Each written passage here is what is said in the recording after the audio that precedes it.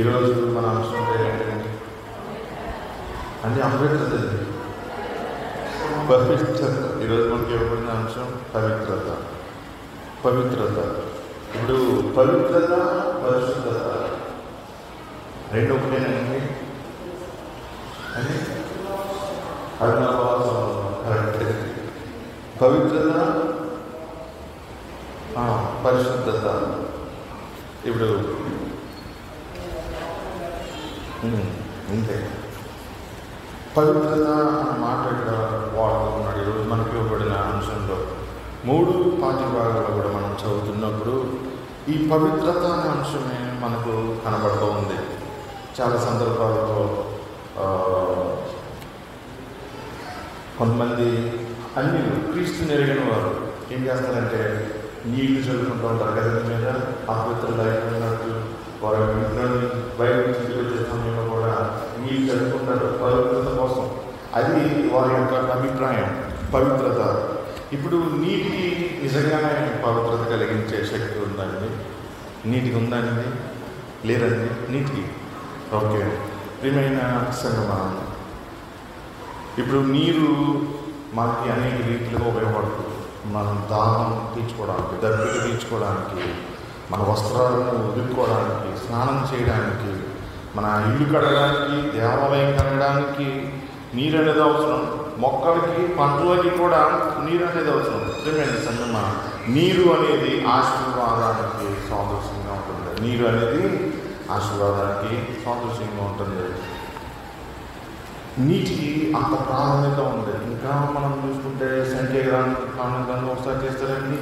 సంఖ్యాకాండంలో ఒక మాట దేవుడు ఇశ్రాయేలు ప్రజలకు చెప్తూ ఉన్నాడు. వారు అపవిత్రులైనప్పుడు వారు తమను తాము శుద్ధి చేసుకోవాలనంటే, దేవుడి సన్నిధానంలో వారు నిందారహితులుగా ఉండాలి అని అంటే వారికి శుద్ధ జలం అనేది అవసరం. ఆ శుద్ధ జలము ఏ రీతిగా తయారు చేయబడాలో ఈ 19వ అధ్యాయంలో రాయబడుతూ ఉంది. ఒక ఎర్రని పెయ్యని కూర్చునే సందర్భం మనకి ఇక్కడ కనబడుతూ ఉంటుంది. మీరు ఇంటికి వెళ్ళినప్పుడు ఈ అధ్యాయాన్ని చదవండి. సంఖ్యాకాండం 19వ అధ్యాయంలో ఈ ఎర్రని పెయ్యి యొక్క భస్మాలను పోగు చేసి ప్రియమైన సంగమ నీటిలో కలుపుతారు. కానీ అది పాప పరిహార జలంగా ఇశ్రాయేలీయుల సమాజంలోకి ఆనాటి సంఘము యాజకులు ఉపయోగించేవారు. మనకి సంఖ్యాకాండం 19వ అధ్యాయంలో 10వ వచనంలో, మనకి 9వ వచనంలో, 9, 10 వచనాల్లో మనకి కనబడుతూ ఉంటుంది. ఇదే అధ్యాయంలో మనకు ఇంకా చదువుకుంటూ వస్తుంటే హిస్సోపుల గురించి కూడా రాయబడుతుంది. 18వ వచనంలో హిస్సోపుల గురించి కూడా రాయబడుతుంది. ఆ హిస్సోపునంట ఆ శుద్ధ జలంలో ముంచి ఎవరైతే అపవిత్రుడు అవుతాడో, అపవిత్రత వలన పాపం కలుగుతుందో ఆ వ్యక్తి మీద స్వీకరించినప్పుడు లేదా పోషించినప్పుడు ఆ వ్యక్తి శుద్ధుడు అవుతాడని రాయబడుతుంది.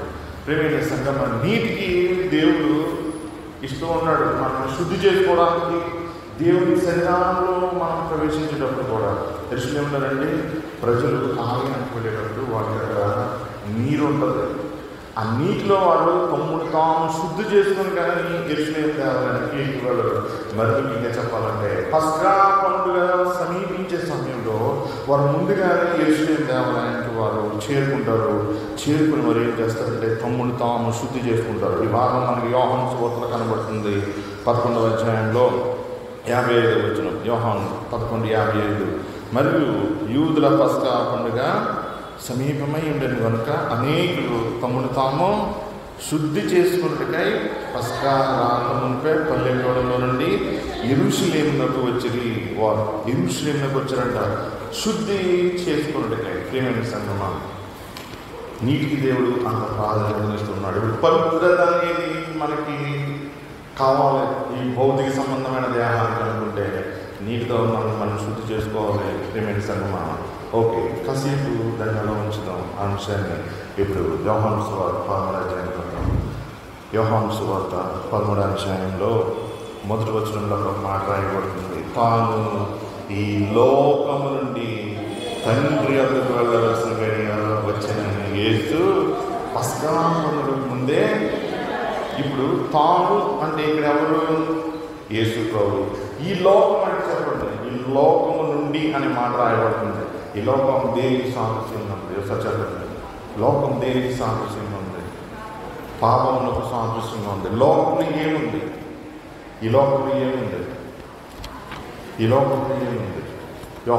మొదటి యోహాను పత్రికలో మనకి యోహాను భక్తుడు ఆయన రాస్తూ ఉన్నాడు, ఈ లోకంలో ఏముందో, ఈ లోకంతో మనము స్నేహం చేయొచ్చు లేదో యోహాను భక్తుడు రాస్తూ ఉన్నాడు. మొదటి యోహాను పత్రిక 2వ అధ్యాయంలో 15వ వచనం రాయబడుతుంది. 16వ వచనం అండి. లోకంలో ఉన్నదంతయు అనగా శరీరమును, నేత్రాశయు, జీవగుడమును. లోకంలో శరీరాశ ఉందంట, నేత్రాశ ఉందంట, జీవగుడము ఉందంట. ఇవి తండ్రి వలన పుట్టినవి కావని రాయబడుతుంది. ఇవి లోక సంబంధమైనవే, ఇవి లోకంలో ఉన్నాయి.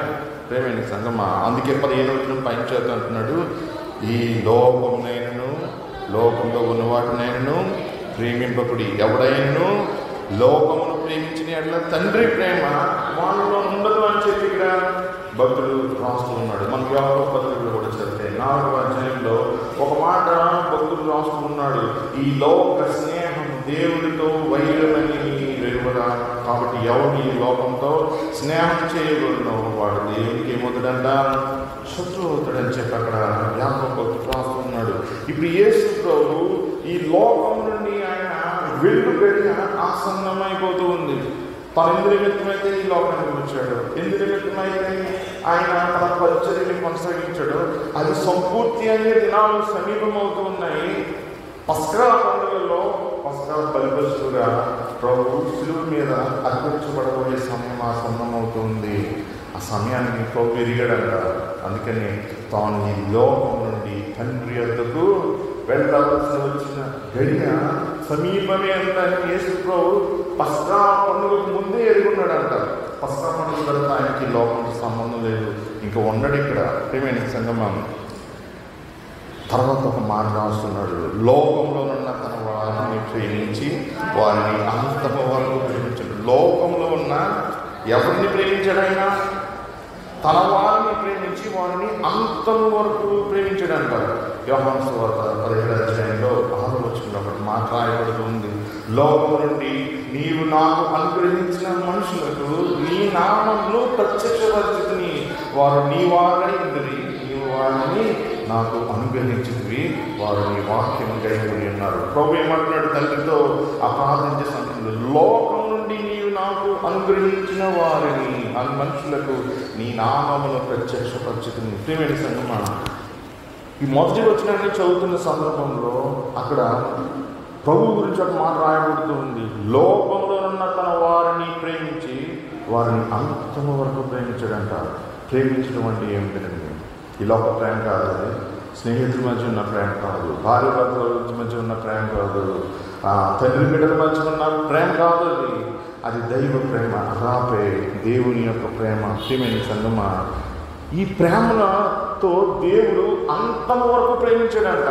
తన వారిని అనే మాట అక్కడ వాడుతున్నాడు, తన వారు అనే మాట వాడుతున్నాడు. తన వారు అని ఎందుకు అంటూ ఉన్నాడంటే, మనం ఒకసారి నిర్గమకాండ గ్రంథాన్ని చదువుతూ ఉన్న సందర్భంలో దేవుడు మోషే ద్వారా ఫరోతో మాట్లాడుతూ ఉంటాడు. ఫరోతో మాట్లాడే సందర్భంలో దేవుడు కొన్ని మాటలను ఉపయోగిస్తున్నాడు. నిర్గమకాండం 8వ అధ్యాయంలో 22వ వచనం చదువుతారండి. మరియు భూలోకంలో నేనే యెహోవానని నీవు తెలుసుకున్నట్లు ఆ దినమున నేను నా ప్రజలు నివసించుచున్న గోషెన్ దేశంను వినాయించేదను, అక్కడ ఈగల గుంపులు ఉండవు. తర్వాత వచ్చిన చూడండి, నా ప్రజలను నీ ప్రజల నుండి ప్రత్యేకపరచదును, రేపు ఈ సూచక్రియ జరిగినని యెహోవా సెలవిచ్చినట్టు నీవు చెప్పవలెను. నేను నా ప్రజలు నీ ప్రజలు అంటున్నాడు. ఐగుప్తు ఈ లోకానికి సాదృశ్యంగా ఉంది. దేవుని ప్రజలు యాత్రికులకు సాదృశ్యంగా ఉన్నారు. వారి లోక సంబంధులు కాదు. ప్రియమైన సంగమా, దేవుడు అబ్రహాముని ఏర్పరుచుకున్నప్పుడు ఆ లోకం నుండి దేవుడు తన ప్రత్యేకమైన జనాంగాన్ని తయారు చేసుకుంటున్నాడు, పవిత్రమైన జనాంగాన్ని తయారు చేసుకుంటున్నాడు, పరిశుద్ధమైన సంతతిని తయారు చేసుకుంటున్నాడు. ఈ లోకంలో మనం ఉన్నప్పటికీ కూడా మనం ఈ లోక సంబంధులు కాదు అన్న విషయాన్ని మనం మర్చిపోకూడదు. 10 మందితో ఉన్నప్పుడు 10 మందిలో ఒక్కడిలాగా ఉండాలి అంటారు చాలామంది. 10 మందిలో ఒక్కడిలా ఉండటం కాదు, నువ్వు 10 మందిలో నువ్వు సెపరేట్గా ఉండాలి. 10 మందిలో నువ్వు వేరుగా ఉండాలి. నువ్వు దేవుని లక్షణాలు కలిగి ఉండాలి. దేవుడు ఇశ్రాయేలు జనాంగాన్ని ఎన్నిక చేసుకోవడానికి గల కారణం ఏమిటంటే వారు ఆయన కొరకు ఏర్పరచబడిన ప్రజలు, వారు పరిశుద్ధ సంతతిగా వారు పిలువబడుతున్నారు. ప్రియమైన సంగమం, దేవుడు పాతరేపల్ల సంఘాన్ని ఆయన నా వారు అంటున్నాడు. అయితే ఇక్కడ 13 యోహాను 13:1 వచ్చినప్పటికీ లోకంలో ఉన్న తన వారు అన్న మాట ఇక్కడ రాయబడుతుంది. లోకం అని అంటే ఇశ్రాయేలు యూదా ప్రజలు మాత్రమే కాదండి. లోకం అంటే ఇందులో ఐగుప్తు ప్రజలు కూడా వస్తారు, భారతదేశ ప్రజలు కూడా వస్తారు, నువ్వు నేను కూడా వస్తావు. ప్రేమైన సంగమం, లోకంలోనున్న మనల్ని ప్రేమించి మనల్ని అంతము వరకు ప్రేమించాడంట. అంతము అనే పదానికి ఫుట్నోట్లు ఏముందో చూస్తారండి, సంపూర్ణంగా ఏమవుతుంది. గ్రీక్ బైబిల్లో టెలోస్ అనే పదం వాడబడింది. టెలోస్ అంటే అర్థం ఏంటంటే ఆ పనిని సంపూర్తి చేయడం అని అర్థం, లేకపోతే ముగింపు అని అర్థము. కన్సుమేషన్ అనే పదం వాడతారు ఇంగ్లీష్లో, ముగింపు లేకపోతే సంపూర్తి. అందుకని కింద సంపూర్ణంగా ప్రేమించను అని రాయబడుతుంది. యేసు ప్రభువు మనల్ని కొంతగానే ప్రేమించలేదండి, ఆయన మనల్ని సంపూర్తిగా ఆయన ప్రేమిస్తూ ఉన్నాడు. ఆ పదం యొక్క సంఖ్య తగ్గిపోతూ మొదటి అధ్యాయం నుండి 11వ అధ్యాయం వరకు జీవం అనే మాట మనకి తక్కువగా కనబడుతూ ఉంటుంది. దేవుడు ప్రేమించడానికి పదం మనకి అధికంగా కనబడుతూ ఉంటుంది. ప్రియమైన సంగమా, దేవుడు యోహాను సువార్తను చదువుతున్నప్పుడు మనకి జీవాన్ని గురించి మాట్లాడుతూ ఉంటాడు, ప్రేమను గురించి మాట్లాడుతూ ఉంటాడు. యేసు ప్రభు తన పరిచర్య జరిగినంత కాలం ఆయన జీవాన్ని గురించి మాట్లాడాడు. ఇప్పుడు పరిచర్య ముగిసిపోతూ ఉంది. ఇప్పుడు దేవుడి ప్రేమకు సంబంధించిన మాటలు మనకి ఇక్కడి నుంచి ప్రారంభమవుతున్నాయి. యేసయ్య తన పరిచర్యంతో ముగించేశాడండి, ముగింపు తీసుకొచ్చింది.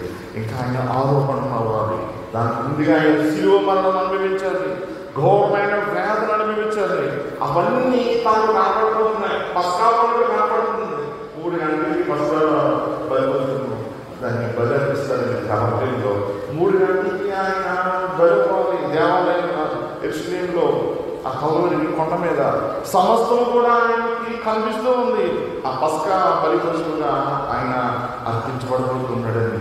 సిలువ ఎదురుగా ఉంది కానీ నువ్వు నేను ఆయన కనబడుతూ ఉన్నాం. సిలువ ఎదురుగా ఉంది కానీ నీ పాపము నా పాపము ఆయనకు కనిపిస్తూ ఉంది. నీ మీద ప్రేమతోటి నా మీద ప్రేమతోటి ఆయన దానిని సంతోషంగా ఆ సిలువను ఆయన భరించాడు. ఆయన ఏం చేస్తున్నాడు తెలుసా, అంతము వరకు ప్రేమించాడంట. అంతము వరకు, అంతమంది సంపూర్ణంగా నిన్ను నన్ను శుద్ధినిగా చేయడానికి, నిన్ను నన్ను పరిశుద్ధులుగా చేయడానికి, మన పాపమును కడిగి మనం పవిత్రపరచడానికి, మనం తెలిసి చేసిన పాపములను కడగడానికి, తెలియక చేసిన పాపములను కడగడానికి ప్రియమైన సంగమా, తన్ను తాను ఆయన ఒక శుద్ధ జలంగా అర్పించుకుంటూ ఉన్నాడు. తన రక్తాన్ని ఆయన చిందిస్తూ ఉన్నాడు. అది కూడా ఎలా తెలుసా, ప్రేమ చూపిస్తున్నాడు. ఆ రక్తాన్ని కాల్చడంలో తన ప్రేమ ఎంతో చూపిస్తూ ఉన్నాడు. ప్రియమైన సంగమా, తల్లిదండ్రులు బిడ్డలుగా ప్రేమ చూపుతారు. ఎంత ప్రేమ చూపుతారు. తల్లికి బిడ్డ మీద ప్రేమ ఎక్కువైతే, ఆత్మీయత ఎక్కువైతే ఒడిలోకి తీసుకుని ముద్దు పెట్టుకుంటుంది. తండ్రి కూడా అంతే, ఆడిస్తూ ఉంటాడు. ప్రేమ ఎక్కువైనప్పుడు ఇప్పుడు యేసు ప్రభువుకి ప్రేమ ఎక్కువైపోయింది, తండ్రికి ప్రేమ ఎక్కువైంది. యోహాను సువార్త మనం చదువుతున్న సందర్భంలో 16వ వచనంలో మాట రాయబడుతుంది. దేవుడు లోకము ఎంతో ప్రేమించింది. ఉదయం చిన్న పాప నా దగ్గర టిఫిన్ తీసుకొచ్చింది, నాకు మాట చెప్పు, ఈ మాట చెప్తాను చెప్పు అన్నాడు. దేవుడు లోకమును ఎంతో ప్రేమించును, యోహాను 3:16 అని. ఆ పాప కంఠస్థం చేసేంత వరకు, ఆ పాపకి నేను పోతున్న నిలబడేంత వరకు కంఠస్థం చేయించిన పాపకి యోహాను 3:16 ఆయన ఎంతో ప్రేమించాడంట. ఎంత ప్రేమించాడు అక్కడ రాయబడుతూ ఉంది. తన ఒక్కగానొక్క కుమారుడిని అంట, తన ఒక్కగానొక్క కుమారుడిని ఆయన నీ కొరకు, నా కొరకు, నీకు ప్రతిగా నాకు ప్రతిగా ఆయన ప్రాయశ్చిత్తంగా శిలువ మీద అర్పిస్తున్నాడు. ఎందుకంటే మనం నశించిపోకూడదు అనుకుంటున్నాడు. నశించిపోయామంటే నరకంలో పాలనలో మనం యుగాలు వేదన అనుభవించవలసి వస్తుంది. ఆ పరిస్థితి రాకుండా మనకు నిత్య జీవం రావడానికి ఆయన అనుగ్రహించాడంట. ప్రియమైన సంగమా, ఆయన ఈ లోకానికి రావడానికి గల కారణం ఏమిటంటే నీకు నాకు ఒక నిత్య జీవాన్ని ఇవ్వాలని తండ్రి ఆశించాడు. ఆ నిత్య జీవం ఇవ్వడం కొరకే దేవుడు ఈ లోకానికి ఆయన్ని పంపుతూ ఉన్నాడు. బైబిల్ చదువుతుంటే మనకి ఆ ఇంటి చరిత్ర కనబడుతూ ఉండదు కదండి. నిర్గమాకాండ గ్రంథం ఒకసారి చేస్తారండి. నిర్గమాకాండ గ్రంథంలో మనకి 12వ అధ్యాయం 13వ అధ్యాయం అధ్యాయాలు చదువుతుంటే ఒక చరిత్ర మనకి కనబడుతూ ఉంటుంది. ప్రేమైన సంగమా, దేవుడు ఒక నిర్ణయాన్ని తీసుకున్నాడనంటే ఆ నిర్ణయం కొరకు ఎంత దూరమైన వెళ్తాడు. మరి ముఖ్యంగా తను ప్రేమించిన ప్రజలు, తన మనుషులు, తన సంబంధులు, పవిత్రులు, పరిశుద్ధులు, ప్రియమైన సంగమా, వారు కష్టంలో ఉన్నారంటే వారిని రక్షించడం కొరకు దేవుడు ఎంత దూరమైనా వెళ్తాడు. నీ కొరకు అవసరమైతే ఏమైనా చేయడానికి దేవుడు వెనకడానికి. ప్రియమైన సంగమా, ఆ భాగాన్ని మనం చదివితే ఇశ్రాయేలు ప్రజలు ఎట్లా దేవుడి గల ప్రేమ ఎంత ఉందో మనకు అర్థమవుతూ ఉంటుంది. 13వ అధ్యాయంలో దేవుడు ఇశ్రాయేలు ప్రజలకి పస్కా బలి పశువుని గూర్చి ఆయన వారికి వివరిస్తూ ఉన్నాడు. పస్కా బలి పశువు 10వ తెగులు ఐగుప్తులో రాబోతూ ఉంది. ఆ తెగులు వచ్చే సమయంలో దేవుడు ఆ తెగులు యొక్క ప్రభావము తన ప్రజల మీద పడకుండా ఉండినట్లు ఆయన ఒక బలి నేర్పించమంటున్నాడు. ప్రతి కుటుంబాన్ని దాన్ని నేర్పించి దాని మాంసాన్ని తినమంటున్నాడు. ప్రియమైన సంగమా, దాని రక్తాన్ని ఒక బేసిన్లో పోసి ఒక హిస్సోపు పుడకం తీసుకోమంటున్నాడు. హిస్సోపు అంటే తోట కూర కట్టాలన్నమాట లాగా ఉంటుంది. అది దాన్ని దానిలో ఉంచి ఇంట్లో ఉంటుంది కదా, మనకు అడ్డకమ్మ ఉంటుంది కదా ద్వారానికి, దాని మీద రాయమంటున్నాడు. 2 నిలువు కమ్ముల మీద రాయమంటున్నాడు. ఏ బలి పశువునైతే నీవు అర్పించేదాన్ని తింటూ ఉన్నావో ఆ బలి పశువు రక్తాన్ని నీ ద్వార పొందకు 2 నిలువు కమ్మి మీద, అడ్డకమ్మి మీద కూడా నువ్వు చిలకరించాలి. ప్రభు అంట ఆ 10వ తెగులు సమయంలో ఐగుప్తులో సంచారం చేశాడంట. ఐగుప్తులో సంచారం చేసిన సందర్భంలో ఏ గృహం మీద అయితే ఆ రక్తపు గుర్తులు కనబడ్డాయో ఆ గృహంలో ఉన్న ఎవరు కూడా మరణించలేదంట. ఏ గృహం మీద అయితే ఆ రక్తము పస్కా బలిపశువు యొక్క రక్తపు గుర్తులు లేవో ఆ కుటుంబంలో ఉన్న ప్రతి తొలి సంతానం కూడా హతమార్చబడింది. 10వ తెగులు యొక్క ఉద్దేశం ఏమిటంటే దేవుడు ఐగుప్తులో నుండి తన ప్రజలకు విమోచన అనుగ్రహించడం. ఒక జాతి ప్రజల యొక్క తొలి సంతానాన్ని హతమార్చడానికి దేవుడు అంత నిర్ణయం తీసుకున్నాడు. ఒక్క ఇల్లు కాదు, 2 ఇళ్ళు కాదు, ఫరో ఇల్లు మొదలుకొని చెరసాలన్న దాసుడి ఇంటి వరకు కూడా, తిరగలు విసిరి దాసి ఇంటి వరకు కూడా, ప్రతి కుటుంబంలో కూడా తొలి సంతానం అంతా కూడా హతమార్చబడింది. ఎంత ఘోష పుట్టింటుందండి ఆ రోజు కదండి. ఎంత కన్నీరు కార్చుంటారు ఐగుప్తు ప్రజలు, ఎంత ఏడ్చుంటారు. మరి మోషే పుట్టిన సందర్భంలో వాళ్ళని నీళ్ళలో పడే ఉన్నాడు కదా ఫరో కదండి. అప్పుడెంత ఏడ్చుంటారు ఇశ్రాయేలు ప్రజలు, అప్పుడెంత కర్రులు ఎంత ఏడ్చుంటారు. వారిని చంపినప్పుడు ఆ ఇశ్రాయేలు ఎంత ఏడ్చుంటారు. ఇప్పుడు ఐగుప్తు ప్రజలు విలపిస్తూ ఉన్నారు. చూడండి, దేవుడు ప్రతీకారం చేయి దేవుడైనా ఏదైతే చేయబడుతుందో దాన్ని మళ్ళీ డెఫినెట్గా ఇచ్చేస్తాడు ఆయన. ప్రతీకారం చేయి దేవుడు. కానీ మీరు గమనించండి, ఇశ్రాయేలు ప్రజల కొరకు ఐగుప్తు ప్రజలు తొలి సంతానాన్ని ఆయన హతమార్చాడు కదా. ఈసారి ఆయన ఏం చేయబోతున్నాడు తెలుసా? ఈసారి పస్కా పండుగ ఒక ప్రత్యేకమైనది. దేవుడు అదిన్న వాళ్ళకి పస్కా పండుగను మీరు ప్రతి సంవత్సరం క్రమం తప్పకుండా ఆచరించండి అని ఒక ఆజ్ఞనైతే ఇచ్చాడు.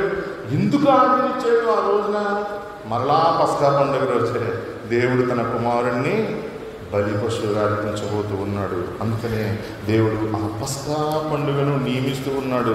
ఆ పస్కా పండుగ ఇశ్రాయేలు ప్రజలకు ఐగుప్తులో నుండి కలుగుతున్న విమోచన అయితే, ఇక్కడ 13వ అధ్యాయం 1వ వచనంలో రాయబడిన ఈ పస్కా పండుగ లోకమంతటికి కూడా దేవుడు అనుగ్రహిస్తున్న విమోచనకు సాదృశ్యంగా ఉంది. కేవలం ఐగుప్తు నుండి మాత్రమే వారు విడుదల పొందారు. ఆ దినాన్న ఈ లోకం అనే ఐగుప్తు నుండి ప్రతి నరునికి కూడా విమోచన ఇవ్వడానికి దేవుడు తన కుమారుడిని పస్కా దినాన్న బలి పశువుగా ఆయన అర్పించబోతూ ఉన్నాడు. ప్రియమైన సంగమా, ఆ బలి పశువు రక్తము ఎవరి గృహాల మీద అయితే చిలకరించబడుతుందో, ఎవరి హృదయాల మీద అయితే చిలకరించబడుతుందో, ఎవరి ముద్ర మీద అయితే ఆ పస్కా బలి పశువు యొక్క శిలువ ముద్రలు వేయబడతాయో ఆ వ్యక్తి నాశనం నుండి తప్పించుకొని పరమకణానికి చేరుకునే అవకాశాన్ని దేవుడు కల్పిస్తూ ఉన్నాడు. ప్రియమైన సంగమా, ఈ భాగంలో మనం గమనిస్తే 1వ వచనంలో లోకంలో తన వారిని ప్రేమించాడట.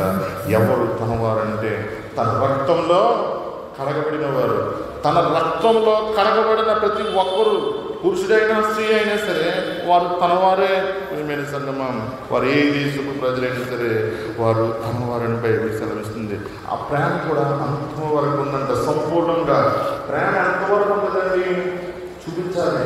ఎంతవరకు చూపిస్తూ? ప్రాణం పెట్టేంతగా. నిజంగా ప్రేమ ఉంటే ప్రాణం పెడతారండి. ప్రియమైన సంగమం, యేసు ప్రభు ప్రాణం పెడుతూ ఉన్నాడు నరులందరి కొరకు. లోకంలో దేవుడు ప్రేమించాడు కదా, అందుకని దేవుడు తన ఒక్కగా కుమారుని ఇచ్చివేస్తున్నాడు. ఎంత ప్రేమ! చాలా మంది అంటారు, నా కొరకు దేవుడు ఏం చేశాడండి, నా ఇంట్లో ఈ శ్రమ ఉంది. ఇందాక ఒక కానిస్టేబుల్ గారండి, ఆయన ఒక మెసేజ్ పెట్టాడు. ఏమని పెట్టాడు తెలుసా? నా అతను నా సర్వాన్ని కోల్పోయిన పెట్టాడు. ఇందాక పెట్టాడు, దేవుడి గురించి స్టాటస్లో పెట్టాడు. నిన్ను నమ్ముకున్నందుకు ప్రభువా నా ఆస్తంతా పోగొట్టుకున్నాను తండ్రి అని పెట్టాడు. ఈరోజు ఒక గంట క్రితం పెట్టాడు, నాకు బాధ వస్తుంది, ఇంటికి వ్యక్తి విశ్వాస కదా ప్రభువా నిన్ను నమ్ముకుంటే సమస్తాన్ని పోగొట్టుకున్నాడు అని పెట్టాడేంటి?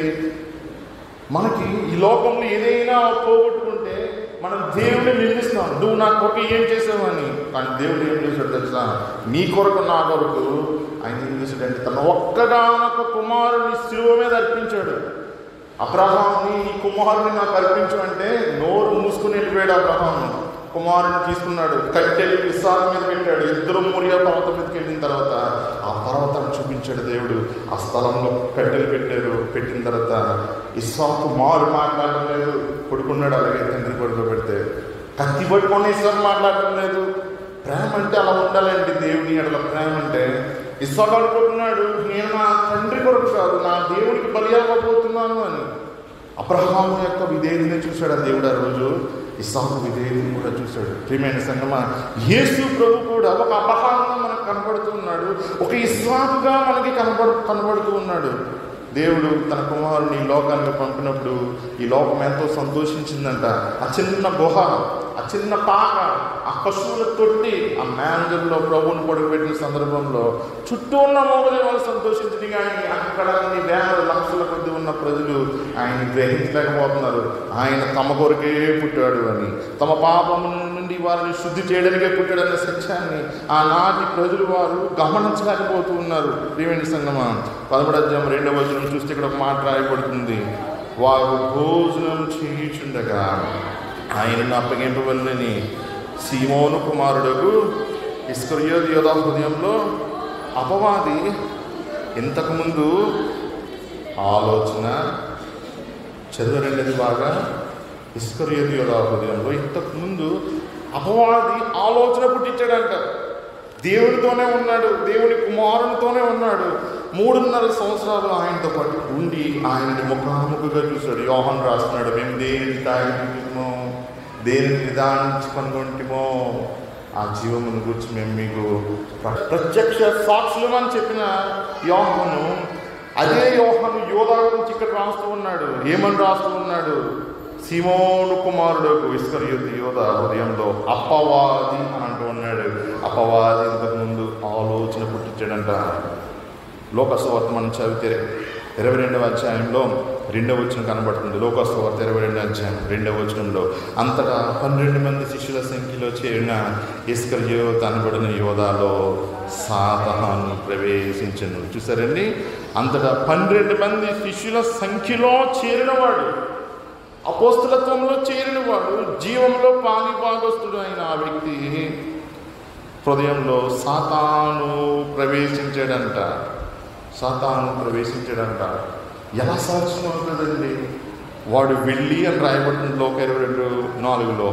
వాడు వెళ్ళి ఆయనను వారికి ఎలాగా అప్పగింపవచ్చునో దానిని గూర్చి ప్రధాన యాజకులతోనూ అధిపతులతోనూ మాట్లాడాను. అందుకు వారు సంతోషించి వానికి ద్రవ్యమీయ సమ్మతించి, అందుకు వాడు ఒప్పుకొని జన సమూహం లేనప్పుడు ఆయనను వారికి అప్పగించుటకు తగిన సమయం వేదకొచ్చిందను. ఈ లోకంలో అనుకుంటాం, నాతో ఉన్నవాడే నేను మోసం చేసేదండి, నా స్నేహితుడేనండి నన్ను మోసం చేసేదండి, ఎంతో డబ్బు పోగొట్టుకున్నానండి అంటారు కదండి. యేసుప్రభు దగ్గర కూడా అలాగే ఉన్నాడండి. ఆయన 12 మంది శిష్యుల్లో ఉన్న ఒకడు అపోస్తలుడైన పిలువబడిన వ్యక్తి. ప్రియమైన సంగమం, యేసుప్రభుని అమ్మివేయడానికి నిర్ణయించుకున్నాడు. దానికి గల కారణం ఏంటో ఏమంటే తెలుసా, అతని హృదయంలో ఎవరు ప్రవేశించాడు? ఎవరు ప్రవేశించారండి అతని హృదయంలో? సాతాను ప్రవేశించాడంట అతని హృదయంలో. ఎంత విచిత్రంగా ఉంది కదండి, ఎంత ఆశ్చర్యంగా ఉంది మనకి. సాతాను యేసు ప్రభు దగ్గర ఉన్న వ్యక్తిలో ప్రవేశించగలుగుతాడా? ప్రవేశించగలుగుతాడు. అది సాధ్యమైంది కదా. మనం అనుకుంటే ఏసే నాతో ఉంటే చాలు. నిజమే, ఏసే నీతో ఉంటాడు, కానీ నీ పక్కన ఉన్న వాళ్ళు ఏసే ఉండాలి కదా. ఏసే నీతో ఉంటాడు, నీ పక్కన ఉన్న వ్యక్తితో కూడా ఏసే ఉండాలి కదా. ప్రియమైన సంగమా, మనం జ్ఞాపకం చేసుకునవలసిన సత్యము, సాతాను ఎవరి హృదయంలోనైనా సరే ప్రవేశించగలిగిన శక్తి గలవాడు. హవ్వని ఈజీగా మోసం చేశాడు. హవ్వను ఆదాము ఇరువురు కూడా దేవుని స్వరూపంలో నిర్మించబడిన వారే, కానీ వారు హవ్వ దగ్గరికి వచ్చి అంటూ ఉన్నాడు సాతాను. ఏమని అంటూ ఉన్నాడంటే, ఇది నిజమా? ఒక నిజాన్ని అబద్ధంగా మార్చి చెప్తున్నాడు. నీవు ఈ ఫలాన్ని నువ్వు తిన్నట్లయితే నిశ్చయంగా నీవు దేవుని పోలికలో ఉంటావు, దేవుని వలె నువ్వు మారుతావు అని హవ్వను చెప్పినప్పుడు హవ్వ ఆ పండుని చూసి ఆకర్షితురాలైంది. అందుకే లోకంలో ఏముందని అంటున్నాడు యోహాను, శరీరాశ, నేత్రాశ, జీవపడమ్మం, ఆ మూడు హవ్వలో ఆ దినాన ప్రవేశించింది. ప్రియమైన సంగమా, చూడొద్దు అని చెప్పాడు దేవుడు, దాన్ని ముట్టుకోవద్దు అని చెప్పాడు. కానీ ఆ పండుని చూసింది. చూడమని చెప్పలేదు కదా దేవుడు, తినొద్దు అన్నాడంటే దాన్ని అసహించుకోవాలి. మనం ఒక పని దేవుడు చెయ్యొద్దు అని చెప్పాడంటే అసహించుకోవాలి, పని చెయ్యకూడదు అంతే. అదేంటో తెలుసుకుందాం అని చెప్పి మనకి ఆతృత కలుగుతుంది. దాని దగ్గరికి వెళ్ళి చూసినప్పుడు ఇది ఏం చేస్తుంది తెలుసా? ఆకర్షిస్తుంది. ఆకర్షించినప్పుడు ఏమవుతుంది? వశపరుచుకుంటుంది. వశపరుచుకున్నప్పుడు ఏమవుతుంది? నీలోనున్న పరిశుద్ధత, నీలోనున్న పవిత్రతను నువ్వు కోల్పోయి దేవుని యొక్క శిక్షకు కారణమవుతూ ఉంటాం. యెషయా గ్రంథంలో మనం చదువుతున్న సందర్భంలో మొదటి అధ్యాయంలో ఇక్కడ 16వ వచనంలో ఒక మాట అంటూ ఉన్నాడు, మిమ్మును కడుగుకొనుడి, శుద్ధి చేసుకొనుడి, మీ దుష్క్రియలు నాకు కనబడకుండా వాటిని తొలగింపుడి. దుష్క్రియలను గురించి ఆ భాగంలో మనకి ప్రభు రాస్తూ ఉన్నాడు. యోధ యేసు ప్రభు దగ్గర ఉండి కూడా దుష్క్రియలతో నింపబడి ఉన్నాడు. ఒక మోసగాడిగా ఉన్నాడు. ప్రభుకి ఇచ్చే కానుకల్లో దొంగులిస్తూ ఉన్నాడు యోధ. ప్రియమైన సంగమా, యేసుతో పాటు ఉండే యేసుని చివరికి మరణానికి అప్పచెప్పగలిగాడు ఆ వ్యక్తి. 2వ వచనంలో చూడండి, అపవాది యోధా హృదయంలో ఇంతకు ముందు ఆలోచన పుట్టించి ఉండెను. దుష్క్రియలు, పాపక్రియలు, హేయ క్రియలు ఇవి మన హృదయాల్లో ఉన్నట్లయితే మనం పరిశీలించుకోవాలి. జాగ్రత్త సుమా.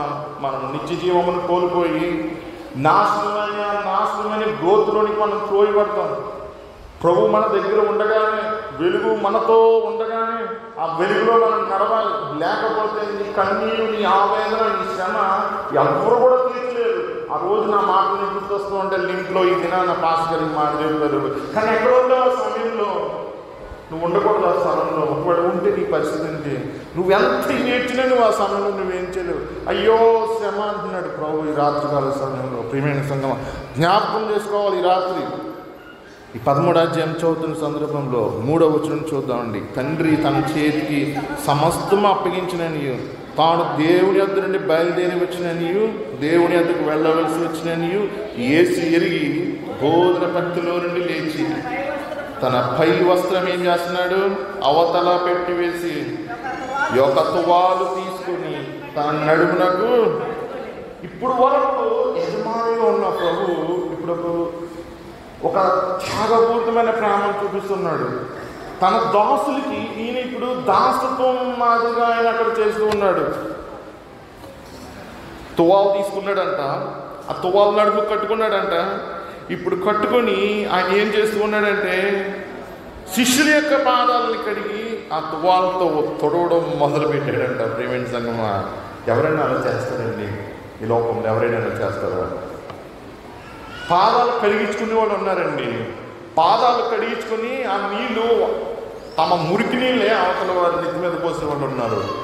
ఈ దినాల్లో సేవకులను చెప్పుకునే వాళ్ళు కూడా. ప్రియమైన సంగమా, కానీ ప్రభు ఏం చేస్తున్నాడంటే వారి పాదాలని కడిగి తువాలతో ఏం చేస్తున్నాడు? అయినా తొడగటం మొదలుపెట్టాడంట.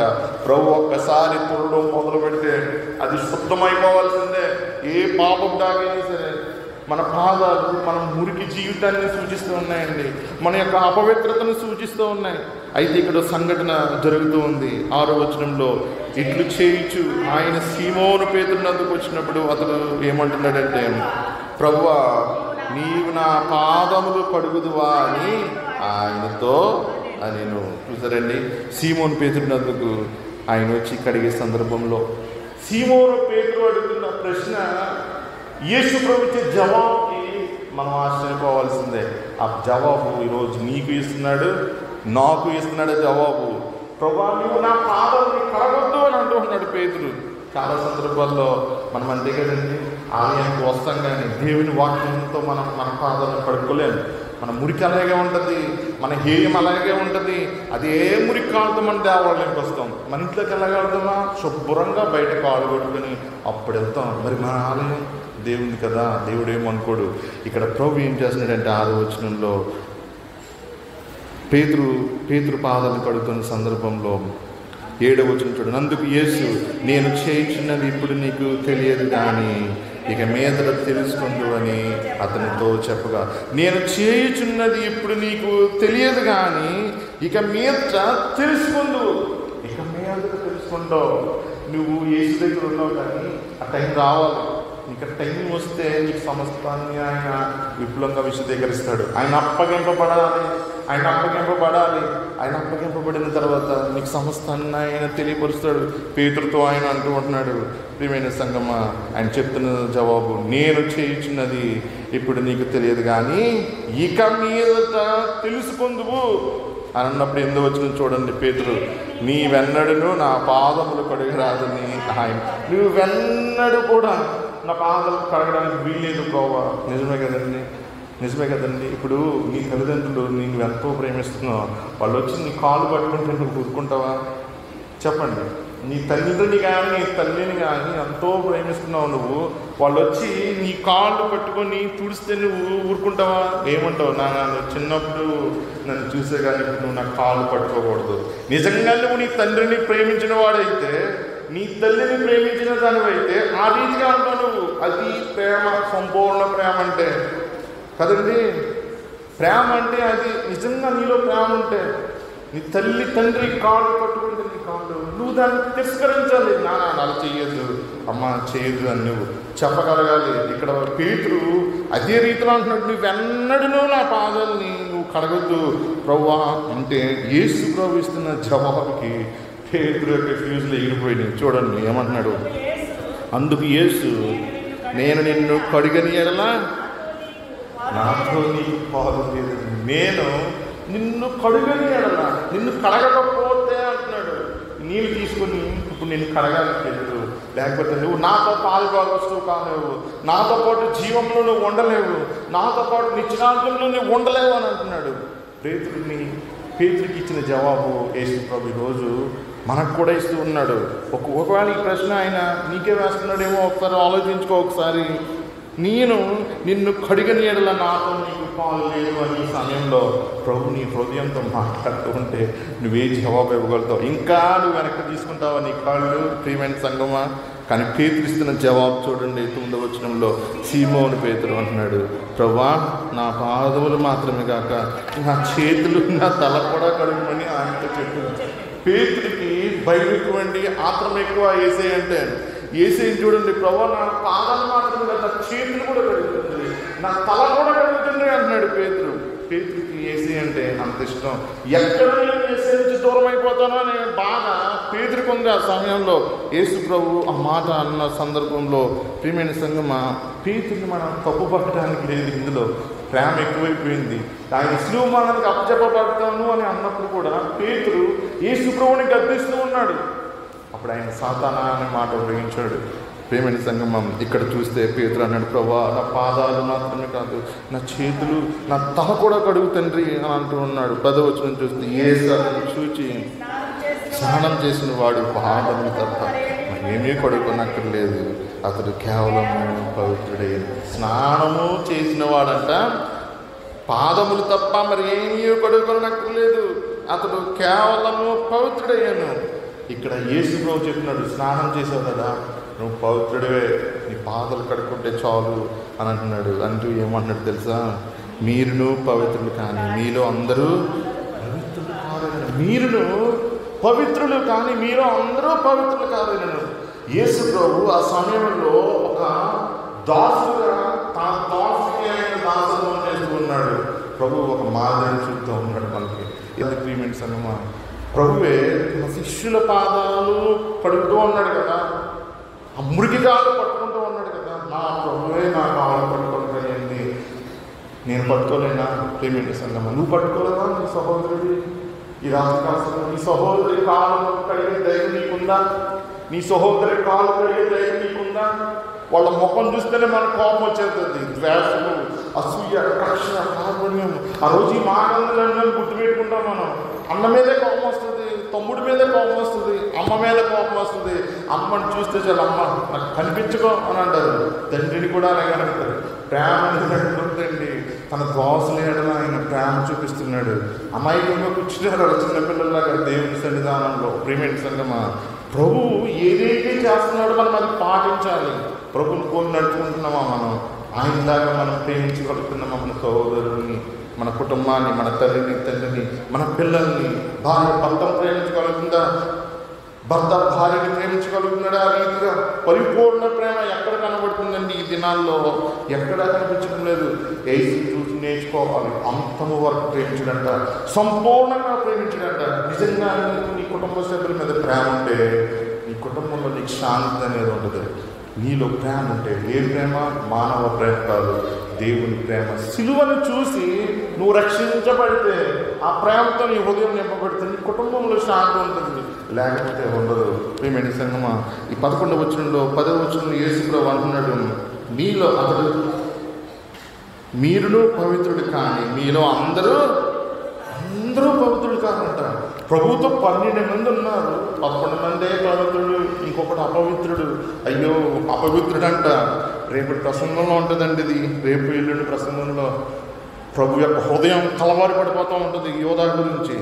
అపవిత్రత ఒక మనిషిని దేవుని సన్నిధానంలో నుండి దూరంగా తీసుకుని వెళ్ళిపోతూ ఉంటుంది. ప్రియమైన సంగమా, 11వ వచనం అంటున్నాడు, తనను అప్పగించి వారిని యేసు ఎరిగెను కనుక మీలో అందరూ పవిత్రులు కాదని ఆయన చెప్పాను. మన తలంపులు, మన ఆలోచనలు పాపభరితంగా ఉండి మనం దేవుని దగ్గరికి వచ్చినప్పుడు ఎలా ప్రార్థన చేస్తాం తెలుసా? 15వ వచనం చూడండి. మనం చేతులెత్తి ప్రార్థన చేస్తాం, మనలో వేషధారణ ఉంచుకొని. ప్రభు దానికి జవాబు ఇస్తున్నాడు. యోధా లాంటి వారికి ఏమంటున్నాడు?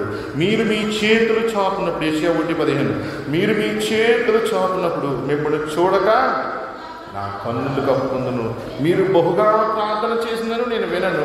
మీ చేతులు రక్తంతో నిండినవి, మిమ్మల్ని కడుగుకొనుడి, శుద్ధి చేసుకునుడి అంటున్నాడు. మీ దుష్క్రియలు నాకు కనబడకుండా వాటిని, మన హృదయాల్లో దుష్క్రియలు ఉంటాయి. ఆ దుష్క్రియలు ప్రభు కనబడుతున్నాయన్న సత్యాన్ని కూడా మనం మర్చిపోతూ ఉంటాం. కానీ ఆయన చూడట్లేదులే అనుకుంటాం, చూడడులే, ఎరుగుడులే అనుకుని మనము మోసం చేసుకుంటూ ఉంటాం. 17వ వచనం చూడండి. కీడు చేయటమాని మేలు చేయని నేర్చుకుని న్యాయము జాగ్రత్తగా విచారించుడి. న్యాయము జాగ్రత్తగా, బీ కేర్ఫుల్ అన్నాడు ప్రభు. న్యాయం, నువ్వు తీసుకున్న నిర్ణయాలు న్యాయం అనేది లేకపోతే జాగ్రత్త అంటున్నాడు. న్యాయము జాగ్రత్తగా విచారించుడి, హింసించబడు వారిని విడిపించుడి. తర్వాత వచనం చూడండి. తండ్రి లేని వానికి న్యాయం తీర్చుడి, విధవరాలి పక్షంగా వాదించుడి. యెహోవా ఈ మాట సెలవిచ్చుడు. ప్రియమైన సంగమా, ఈ పై 2-3 వచనాల్లో చదివిన మాటల్లో ఎన్నో తప్పిదాలు మన జీవితంలో మనం చేసి ఉంటాం. మన చేతులతో ఓ పాట ఉంటుంది, నా చేతులు చేసినట్టి దోషములే కదా, నా రాజు చేతులలో ఘోరంపు చీలలు. నిజమే కదండి, నీ పాపమే నా పాపమే, ఆయన చేతిలో మేకులు కూర్చున్నాయి. కానీ మనం చూసి సిలువను చూసి ఆహా ఎంత బాగుంది సిలువ అనుకుంటాం. కానీ నువ్వు రక్షించబడాలి కదా, సిలువ నీ మేకులు ఉన్నాయి. రేపటి దిన నిత్య జీవం ఇవ్వడానికి కదా నీ కొరకొట్టడని సత్యాన్ని నువ్వు మర్చిపోతుంటావు. మన పాదాల గురించి కూడా పాట ఉంది. ఏంటండి అది? ఆయన పాదాల్లో కూడా చీరల గురించి ఆ పాటలో రాయబడుతూ ఉంది. ప్రియమైన సంగమా, మన హృదయాల్లో పాపమును, చెడును, దుష్క్రియలను ఉంచుకొని యోధా వలె మనం ఆయన సన్నిధానంలో చేరి పరిచర్యలో మనం కొనసాగుతూ ఉంటాం. చాలామంది కాపులు అలాగే ఉంటారు, సేవకులు అలాగే ఉంటారు, పరిచారకులు అలాగే ఉంటారు. ప్రియమైన సంగమా, దేవుడు అటువంటి వారికి ఇవ్వాల్సిన తీర్పు ఆయన ఇస్తాడు. ప్రియమైన సంగమా, నువ్వు యోధా వలె ప్రభు సన్నిధానంలో నువ్వు ఎంత పరిచర్య జరిగించినప్పటికీ ఒకవేళ నీ హృదయము దేవుడికి అనుకూలంగా లేకపోతే ఎవరికి ప్రయోజనము? ప్రియమైన సంగమా, 18వ వచనం చూడండి. రండి మన వివాదము తీర్చుకుందాము. ప్రభు ఒక మాట అంటున్నాడు పాత నిబంధనలో, మీరు ఎంత ఘోరమైన పాపం చేసినా పర్లేదు, రండి అంటున్నాడు, మన వివాదం తీర్చుకుందాం, నీకు నాకు మధ్య గొడవ ఎందుకు అన్నాడు ప్రభు. అదండి అమలాపురంలో సెటిల్మెంట్స్ జరుగుతుంది. ఎలాగో తెలుసా, నీకు నాకు గొడవ ఉంది, ఇంకెంతటితో వదిలేద్దాం, ఇంకా మనం గొడవ పడద్దు అనుకుంటారు అంతే. ఇంకా మళ్ళీ వాళ్ళ కలవరు, గొడవ పడరు. అది అమలాపురం సాంప్రదాయం. ప్రియమైన సంగమా, ప్రభు కూడా చెప్తున్నాడు, రండి మన వివాదము తీర్చుకొను. ఎలాగంట, మీ పాపములు రక్తము వలె ఎర్రనివైనను, రక్తము వలె ఎర్రనివైనా సరే అవి హిమము వలె తెల్లబడతాయంట. కెంపు వలె ఎర్రనివైనను అవి గొర్రెబొచ్చు వలె, రక్తం వలె ఎర్రనివైనా సరే, కెంపు వలె ఎర్రనివైనా సరే గొర్రెబొచ్చు వలె తెల్లగా అవుతాయంట. ప్రియమైన సంగమా, హిమం వలె నువ్వు తెల్లపరచబడతావు అని ఇక్కడ వాక్యం అని దేవుడు ఈరోజు మనతో మాట్లాడుతున్నాడు. ఒక మాట ఆయన చెప్తున్నాడు 19వ వచనంలో, మీరు సమ్మతించి నా మాట వినిన ఎడల మీరు భూమి యొక్క మంచి పదార్థములను విందురు. మీరు సమ్మతించి నా మాటకు ఒప్పుకొని నా మాట వినమని ప్రభు రాత్రి చెప్తూ ఉన్నాడు. నా మాట వినండి, మిమ్మల్ని కడగనివ్వండి అంటున్నాడు, మిమ్మల్ని శుద్ధి చేయనివ్వండి అంటున్నాడు, మిమ్మల్ని శుద్ధి చేయనివ్వండి అంటున్నాడు. ఒక వ్యక్తి ఉన్నాడండి, యేసు దేవుడితోటే ఉన్నాడు, చాలా బాగా భక్తిపరుడు అనమాట, మంచి సింగర్ అనమాట. ఆ వ్యక్తి ఒక పాట పాడుతున్నాడు. కీర్తన 34లో మొదటి వచనం తీయండి. కీర్తన 34 మొదటి వచనంలో, నేను ఎల్లప్పుడూ యెహోవాను సన్నిధించేదను, నిత్యమైన కీర్తి నా నోట నుండును. ఇదే వ్యక్తి ఒక కీర్తన రాస్తూ ఈసారి దుఃఖంతో పాడుతున్నాడు. 57వ కీర్తన మొదటి వచనంలో, దేవా నీ కృప చొప్పున నన్ను కరుణింపు అని బ్రతిమాడుకుంటున్నాడు. నీ వాత్సల్య బాహుల్యం చొప్పున నా అతిక్రమములను తుడిచివేయము, నా దోషం పోవునట్లు నన్ను బాగుగా కడుగుము, నా పాపం పోవునట్లు నన్ను పవిత్రపరచము. చాలండి, నా దోషము పోవునట్లు నన్ను బాగుగా కడుగుము అని అంటున్నాడు. దోషము అంటే అపవిత్రత, అతిక్రమము అని అర్థము. ప్రియమైన సంగమా, ఇక్కడ భక్తుడు కీర్తనకారుడు దావీదు యొక్క పాపమును దేవుడు బయలుపరిచినప్పుడు సిగ్గుపడిపోయాడు. 2.5 సంవత్సరాలు దేవుడు చూడట్లేదని చెప్పి కళ్ళు మూసుకొని ఆలయానికి వెళ్ళి దేవుని స్తుతించాడు దావీదు. సిగ్గు లేకుండా దేవుని మందిరానికి వెళ్ళి దేవుని స్తుతించాడు 2.5 సంవత్సరాలు. 2.5 సంవత్సరాలు ప్రభు వెయిట్ చేశాడు. దావీదు ఎప్పుడు వస్తాడు నా దగ్గరికి, ఎప్పుడు ఒప్పుకుంటాడు ఆ పాపాన్ని అని. చివరికి నాతాన్ని పంపించాడు దేవుడు. నాతాన్ని పంపించి అతనికి కళ్ళు తెరిపిస్తుంది. దావీదు సిగ్గుపడ్డాడు. అది నిన్న దేవుడు నా ఎడల ఎంత కృప చూపించినా నేను ఆయనకి ద్రోహం చేశానే అని పశ్చాత్తాపంతో 57వ కీర్తన రాస్తూ 2వ వచనం అంటున్నాడు, నా దోషం పోవునట్లు నన్ను బాగుగా కడుగుము. మూల భాషలోకి వెళ్తే ఏముందో తెలుసా? మూల భాషలో చాకలి ఆయన ఏం చేస్తాడండి, బట్టలు ఎలా ఉదుగుతాడు, తెల్లగా వచ్చేలా ఉదుగుతాడు, పండగేసి బాగుతాడు కదా, అలా ఆ మాట ఉపయోగించాడు. నా పాపమును ప్రభా, చాకలి వాడు ఏ విధంగా వస్త్రాలను తెలుపు చేస్తాడో ఆ రీతిగా నన్ను చెయ్యి ప్రభా అని అంటున్నాడు దావీదు. ఇంకొక మాట మాట్లాడుతూ ఉన్నాడు, నా పాపం పోవునట్లు నన్ను పవిత్రపరచుము, శుద్ధ జలము నా మీద చల్లు ప్రభా అని దావీదు ప్రార్థిస్తున్నాడు. ప్రియమైన సంగమా, దేవుడు తన ప్రియ కుమారుడిని ఈ లోకంలో ఆ రీతిగా శిలువ మీద నీ కొరకు నా కొరకు ఒక పస్కా బలిపశువుగా ఆయన అర్పించాడు కదా.